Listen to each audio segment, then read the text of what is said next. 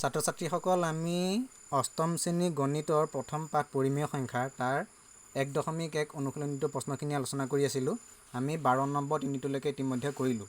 12 number চাৰিটোৰ পৰা আজি আলোচনা কৰিবলৈ আগবাঢ়িছোঁ। 12 নম্বৰ চাৰিটো দিয়া আছে এইটো। সেইটো আমি ইয়াত লিখিছোঁ প্ৰশ্নটো এইদৰে। ইয়াত দিয়া আছে বিয়োগ 9 ভাগৰ 5 বিয়োগ 9 ভাগৰ 5টো পূৰণ হৈ আছে। কাৰ লগত পূৰণ হৈছে? 15 ভাগৰ বিয়োগ 27 আৰু 25 ভাগৰ 36 এই দুটা পৰিমেয় সংখ্যাৰ যোগফলৰ লগত। ইয়াত যদি আমি বিতৰণ-বিধিটো ব্যৱহাৰ কৰোঁ তেনেহ'লে বিয়োগ 9 ভাগৰ 5টো আমি প্ৰথম আৰু দ্বিতীয় দুইটা পৰিমেয় সংখ্যাকে পূৰণৰ মাধ্যমেৰে দি দিব লাগিব। গতিকে লিখিলে আমি এই ধৰণে লিখিব লাগিব। এতিয়া আমি লক্ষ্য কৰিলে দেখা পাম যে 5 আৰু 15 কটাকটি কৰিব পৰা হৈ আছে। 5 এগুণ 5, 5 তিনি গুণ 15। তেনেদৰে 9 আৰু 27, 9 এগুণ 9, 9 তিনি গুণ 27। এইটো বিয়োগাত্মক সংখ্যা আছিলে কাৰণে তিনিটো আগতে বিয়োগ চিন দিলোঁ। তেনেদৰে 9 আৰু 25, 5 আৰু 25, 5 এগুণ 5, 5 5 গুণ 25 আৰু 9 আৰু 36 কটাকটি কৰি পালোঁ 9 এগুণ 9, 9 4 গুণ 36। তাৰমানে 9ৰে কটাকটি কৰিলোঁ। এতিয়া দুইটা পূৰণ যদি আমি সৰল ৰূপত লিখোঁ তেনেহ'লে ওপৰত পাম মাইনাছে মাইনাছে প্লাছ হৈ গতিকে এটা যোগাত্মক সংখ্যা পাম। যোগ চিনটো যেনিবা আমি নিদিওঁ। 1 3য়ে পূৰণ কৰি ওপৰত পালোঁ 3, তলত 1 3য়ে পূৰণ কৰি তলতো পালোঁ 3। ইয়াত মাইনাছে প্লাছে মাইনাছ, গতিকে এই যোগ চিনটো এইটো আৰু মাইনাছে প্লাছে কৰিব মাইনাছ আমি বেকেটাৰ ভিতৰত দিলোঁ। ওপৰত 1 4য়ে পূৰণ কৰি পালোঁ 4, তলত 1 5য়ে পূৰণ কৰি পালোঁ 5। এতিয়া 3/3 তাৰমানে এইটো 3 3 ঘন কৰিব লাগে। ঘন কৰিলে পাম 1, প্লাছে মাইনাছে মাইনাছ 5 ভাগৰ 4। এই বিয়োগটো যদি আমি কৰোঁ এই একটো তলত আমি এটা 1 আছে বুলি ধৰিব লাগিব। সেইটো 1 আৰু 4 তলত থকা 5 এই দুটা সংখ্যাৰ লসাগু ল'লে আমি পাম 5। সেইটো আমি ইয়াত লিখিলোঁ। 1 5ৰ ঘন কৰিলোঁ 5 পালোঁ, 5টো 1ৰ লগত পূৰণ কৰি পালোঁ 5।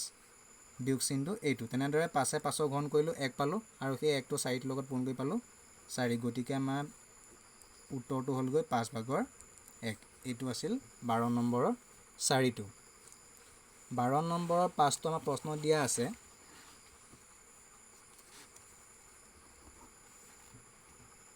তিনি ভাগৰ 2 যোগ 3 ভাগৰ 3 বিয়োগ 4 ভাগৰ 1 পূৰণ 3 ভাগৰ 2 যোগ 3 ভাগৰ 2 পূৰণ 2 ভাগৰ 1। ইয়াত 4টা পৰিমেয় সংখ্যা আছে, 1 2 3 আৰু 4। তাৰে তৃতীয় আৰু চতুৰ্থটো দুটা পৰিমেয় সংখ্যা পূৰণফল হিচাপে আছে।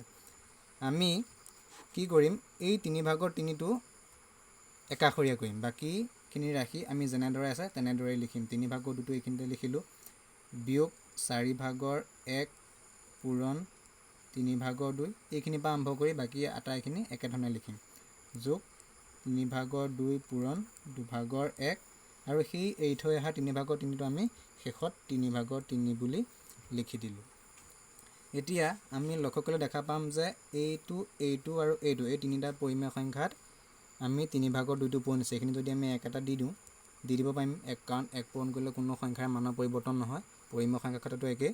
গতিকে এইটো এটা পূৰণফল, এইটো এটা পূৰণফল, এইটো এটা পূৰণফল আৰু তিনিটা পূৰণফলত 3 ভাগৰ 2টো আমি পূৰণ হৈ থকা লক্ষ্য কৰিছোঁ। গতিকে 3 ভাগৰ 2টো যদি আমি সাধাৰণ উৎপাদকৰ ৰূপত লিখোঁ তেনেহ'লে এবাৰ লিখিম আৰু তাৰ ভিতৰত থাকি যাব এই 1টো, এই 3 ভাগৰ 2টো, এই 4 ভাগৰ 1টো বিয়োগ 4 ভাগৰ 1 যোগ 2 ভাগৰ 1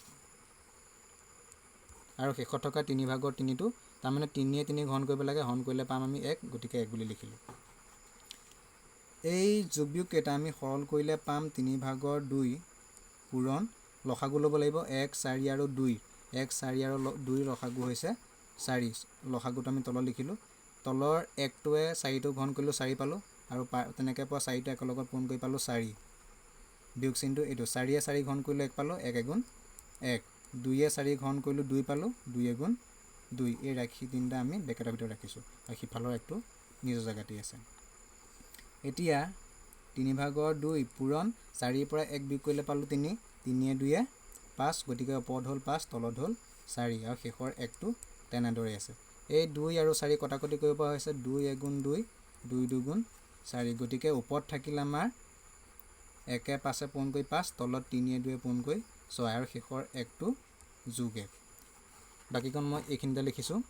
এইবাৰ আকৌ কি কৰিব লাগিব, 6 ভাগৰ 5 আৰু 1 যোগ কৰিব লাগিব। আমি লসাগু ল'লে পাম, লসাগু ল'ব লাগিব 6 আৰু 1ৰ তলত থকা হৰৰ 1টো। 1 আৰু 6 লসাগু হ'ল 6, লসাগুটো আমি এইখিনিতে লিখিলোঁ। 6ৰে 6 ঘন কৰিলোঁ 1 পালোঁ, 1ৰ লগত 5 পূৰণ কৰি পালোঁ 5। তেনেদৰে 1 6 ঘন কৰিলোঁ পালোঁ 6 আৰু 6ৰ লগত 1টো পূৰণ কৰি পালোঁ 6। গতিকে সৰ্বমুঠ আমাৰ উত্তৰটো হৈছেগৈ 6 ভাগৰ 11। এইটো আছিলে আমাৰ 12 নম্বৰৰ 5টো। এতিয়া আমি 12 নম্বৰৰ 6টোলৈ আগবাঢ়িছোঁ। 6টো আমাৰ প্ৰশ্নত দিয়া আছে 7 ভাগৰ 4 পূৰণ 9 ভাগৰ বিয়োগ 5 যোগ 7 ভাগৰ 4 পূৰণ 5 ভাগৰ 1। আমি লক্ষ্য কৰিলে দেখা পাম যে 7 ভাগৰ 4টো 9 ভাগৰ বিয়োগ 5ৰ লগতো পূৰণ হৈ আছে আৰু 5 ভাগৰ 1ৰ লগতো পূৰণ হৈছে। গতিকে সাধাৰণ উৎপাদকৰ ওপৰত যদি 7 ভাগৰ 4টো আমি লিখোঁ, তেনেহ'লে 7 ভাগৰ 4 পূৰণ 9 ভাগৰ বিয়োগ 5 যোগ 7 ভাগৰ 4টো আগলৈ গ'ল নহয়, এইখিনি থাকিব 5 ভাগৰ 1। 9 ভাগৰ বিয়োগ 5 আৰু 5 ভাগৰ 1 এই পৰিমেয় সংখ্যা দুটা যদি আমি যোগ কৰোঁ, তেনেহ'লে লসাগু ল'ব লাগিব 9 আৰু 5ৰ। লসাগু ল'লে পাম 45। 9ৰে 45ৰ ঘন কৰিলোঁ 5 পালোঁ, 5ৰ লগত বিয়োগ 5 পূৰণ কৰি পালোঁ বিয়োগ 25। এই যোগ চিনটো এইটো, 5ৰে 45ৰ ঘন কৰিলোঁ 9 পালোঁ, 9ৰ লগত 1 পূৰণ কৰি পালোঁ 9। গতিকে 7 ভাগৰ 4 পূৰণ 45 ভাগৰ 25ৰ পৰা 9 গৈ পেলাই হ'ল 16। 25টো ডাঙৰ, তাৰ আগত আছিলে বিয়োগ চিন, গতিকে 16টোৰ আগতো বিয়োগ চিন। এতিয়া আমি পূৰণ কৰিব লাগে, এইটো বিয়োগাত্মক সংখ্যাৰ কাৰণে ব্ৰেকেট দি দিলোঁ। 4ৰে 16 পূৰণ কৰিলোঁ বিয়োগ 64। 7ৰে 45ক পূৰণ কৰিলে 7 5 গুণ 35ৰ 5 উকলিলে 3, 7 4 গুণ 28, 29, 30, 31। এইটো হ'ল আমাৰ 6 নম্বৰ উত্তৰটো ওলালেগৈ 315 ভাগৰ বিয়োগ 64। 6 নম্বৰ। শেষৰ 7 নম্বৰটো আমি কৰিবলৈ আগবাঢ়িছোঁ। 7 নম্বৰটো দিয়া আছে আমাৰ 3 ভাগৰ 2 পূৰণ 7 ভাগৰ বিয়োগ 5 বিয়োগাত্মক সংখ্যা, গতিকে ব্ৰেকেটৰ ভিতৰত বিয়োগ 6 ভাগৰ 1 পূৰণ 7 ভাগৰ 3 যোগ 14 ভাগৰ 1 পূৰণ 3 ভাগৰ 2। ইয়াত আমি কি কৰিম, 3টা পৰিমেয় সংখ্যা আছে আৰু 3টা পৰিমেয় সংখ্যা পূৰণ হৈ আছে, দুটা পৰিমেয় সংখ্যাৰ পূৰণফল হিচাপে আছে। 2 নম্বৰটো 3 নম্বৰটো কটাকটি কৰিব পৰা হৈছে। 3য়ে 6 কটাকটি কৰিলোঁ 3 গুণ 3, 3 2 6। তেনেদৰে 2 গুণ 2, 2 7 গুণ 14। ইয়াত আকৌ কটাকটি কৰিব পৰা হোৱা নাই। আমি ইয়াত কি কৰিম, আমি ইয়াত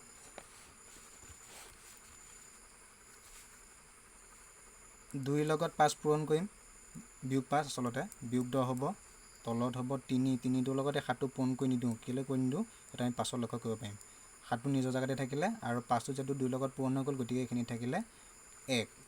ঠিক তেনেদৰে এইখিনিত আমি সৰল কৰি লিখিলে পাম 2 ভাগৰ 1 পূৰণ 7 ভাগৰ 1 যোগ 7 ভাগৰ 1 পূৰণ 3 ভাগৰ 2। এইটো এটা পূৰণফল, এইটো এটা পূৰণফল, এইটো এটা পূৰণফল। 3টা পূৰণফল আছে আৰু 3টা পূৰণফলত আমি লক্ষ্য কৰিলে দেখা পাম যে 7 ভাগৰ 1টো পূৰণ হৈ আছে। গতিকে 7 ভাগৰ 1টো যদি আমি বিতৰণ বিধিটোৰ মতে সাধাৰণ উৎপাদকৰ ওপৰত লিখোঁ, তেনেহ'লে 7 ভাগৰ 1 পূৰণ 3 ভাগৰ বিয়োগ 10 বিয়োগ এইটো 1, ক্ষমা কৰিবা, এইটো হ'ল 2 ভাগৰ 1 আৰু এইটো হ'ল 3 ভাগৰ 1। 7 ভাগৰ 1টো নিজৰ ঠাইতেই আছে, পূৰণ এই 3টা পৰিমেয় সংখ্যাৰ হৰকেইটাৰ যদি আমি লসাগু লওঁ, তেনেহ'লে পাম 6, 3 2 আৰু 3, লসাগু হ'ল 6। 3য়ে 6 ঘন কৰিলোঁ 2 পালোঁ, 2য়ে 10 ঘন কৰি পালোঁ বিয়োগ 20। বিয়োগ চিনটো এইটো, 2ৰে 6 ঘন কৰিলোঁ 3 পালোঁ, 3 গুণ 3 যোগ চিনটো এইটো, 3য়ে 6 ঘন কৰিলোঁ পালোঁ 2 আৰু 2ৰ লগত 1 পূৰণ কৰি পালোঁ 2।